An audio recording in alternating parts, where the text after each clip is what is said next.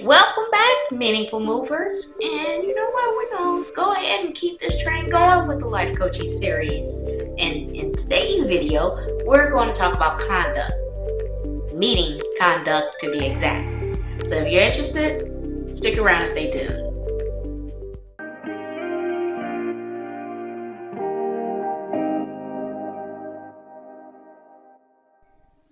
Awesome. I'm so glad you're here. Yes, we're going to talk about meeting conduct, and you know what? I don't think it's a bad idea for us veterans, as well as those who are entering the arena of the corporate atmosphere, to basically brush up on some of this.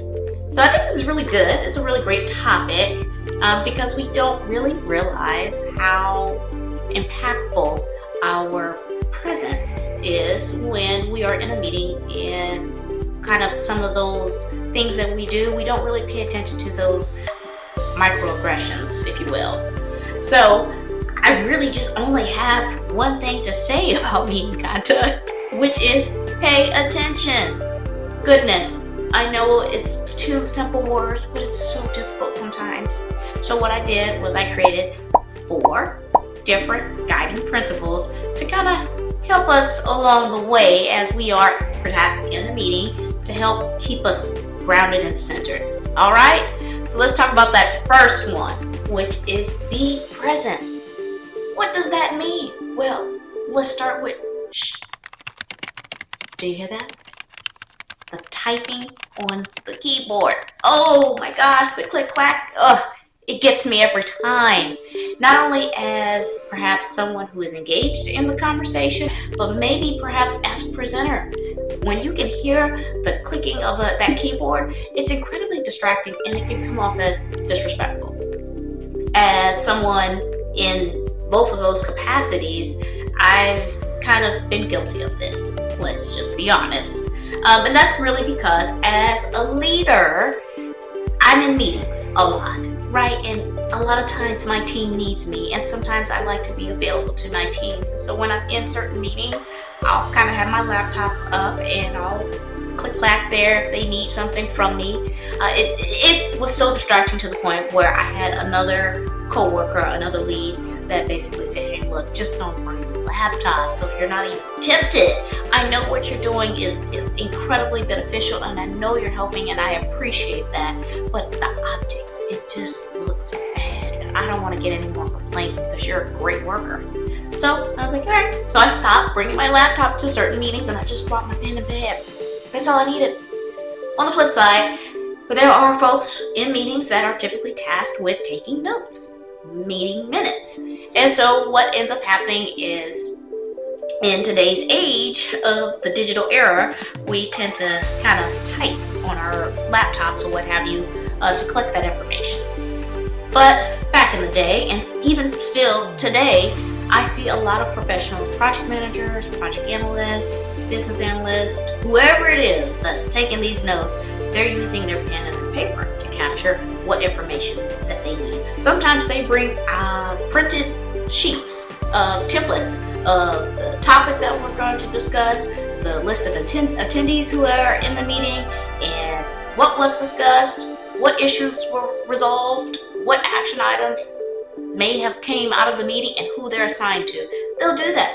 Write it down. I've had someone who was doing that, and I was like, ugh. I had to coach them and tell them, don't do that. It's incredibly frustrating and it's distracting, and I know you are doing a great job. I do, and I don't want any of what you're doing to be misconstrued as you not being present. All right, the next one is engage. Ask questions, but don't force it. Goodness knows, yes, we want to ask questions so that we can at least give off the aura, if you will, or the perception that we are attentive and that we're here and all this other kind of stuff. But trust me, we can see when you're forcing the question. It obviously has to make sense, okay? Don't feel the need to ask if you genuinely don't have any foundation or anything behind it, because I guarantee you, I've been asked a question before, and then I would pose a question back because I'm like, I don't get what you're asking and what is this pertaining to, or any of that. And what ends up happening is that person struggles to even explain why they're asking the question, and then you risk losing the rest of the crowd, and you risk looking bad. You know what I'm saying? So let's not do that. But questions are great. I welcome questions. When I am leading and when I am facilitating or presenting or anything, I welcome questions, because 9 times out of 10, somebody else in this room has the same question and they want to know. So ask questions if you got to. Third point, provide valuable feedback. Oh my gosh, keyword here is valuable.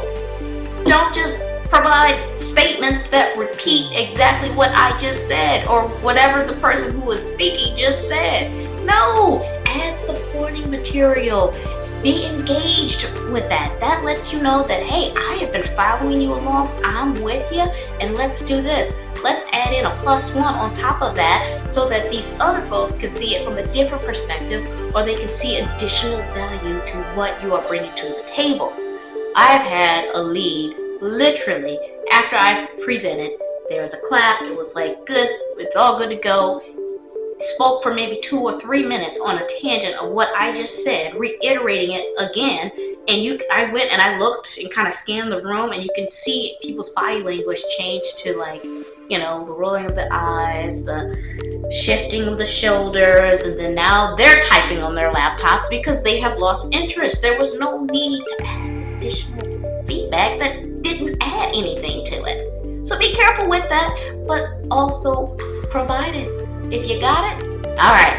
4th one and the last one, which is eye contact. There is nothing better in the world than when I am presenting and I look out at my audience and I see them looking at me. They might not be smiling, right? But they are looking at me, which lets me know that they get me, that they're in tune, that my presentation is connecting, right? And so if they're not looking at me, I may need to stop and pause for a second and ask a question, right?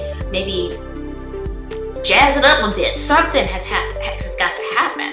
But from a leadership perspective, that's what influences us to stop and interrupts the presentation, is when we don't see eye contact, we think we've lost you.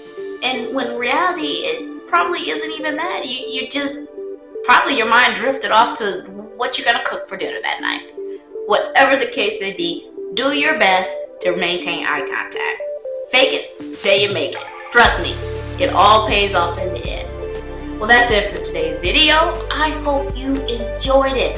If anything, leave a comment. Also, if you're interested in subscribing, please do so. I'd love to have you join the community because we got some really good stuff coming up. So enjoy the rest of the videos, and until next time, keep moving. See ya.